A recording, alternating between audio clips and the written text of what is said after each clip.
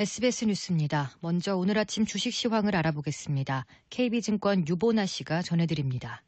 KB증권입니다.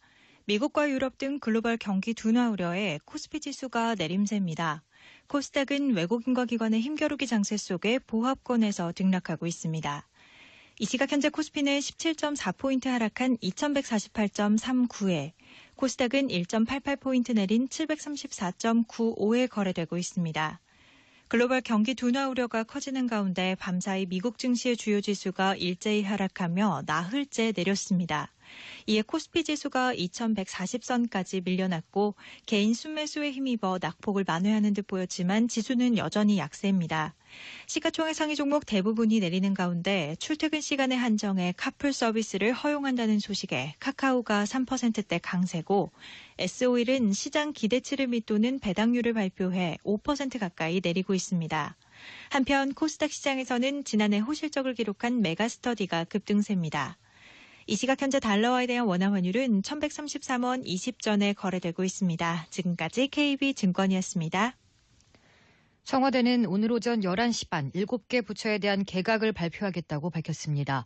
더불어민주당 사선 중진인 박영선, 진영 의원이 각각 중소벤처기업부, 행정안전부 장관으로 입각이 유력합니다. 문화체육관광부 장관으로는 노무현 정부 때 문화관광부 차관을 지낸 박양우 전 차관의 발탁이 검토되는 것으로 전해졌습니다.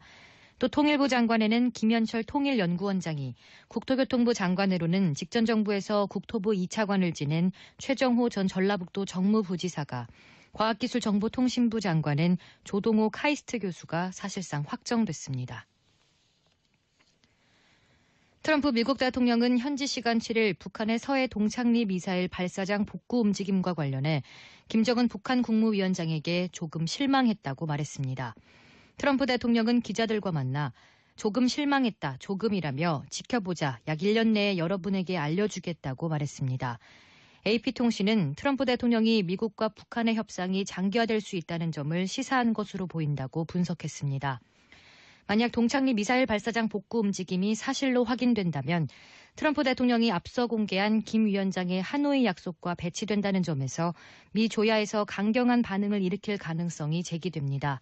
트럼프 대통령은 하노이 정상회담에서 김 위원장이 핵미사일 시험 중단 방침을 밝혔다고 공개했습니다. 미 국무부 고위 당국자는 대북 압박 전략은 유지될 것이며 트럼프 대통령이 결정한다면 제재는 강화될 것이라고 밝혔습니다. 이 당국자는 현지 시간 7일 언론 브리핑에서 동창리 미사일 발사장 복구 움직임에 대해 이에 대해 익숙하며 잘 알고 있다며 북한 내 진행 상황에 대해 면밀하게 관찰하고 있다고 밝혔습니다.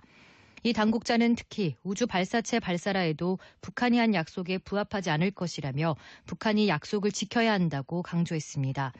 동창리 미사일 발사장에 대해선 인프라의 일부이긴 하지만 현 시점에서 중대한 부분은 아니라고 말했습니다. 오늘은 전국이 맑겠습니다. 다만 낮 동안에는 연무나 방무가 나타나는 곳이 있겠습니다. 오늘 경기 남부와 강원 영서, 대전, 세종, 충북과 대구 등 일부 중부와 영남 지방의 미세먼지 농도는 나쁨, 그 밖의 지역은 보통이 예상됩니다. 낮 최고 기온은 서울 13도를 비롯해 전국이 10도에서 17도로 어제보다 높아 일교차가 크겠습니다.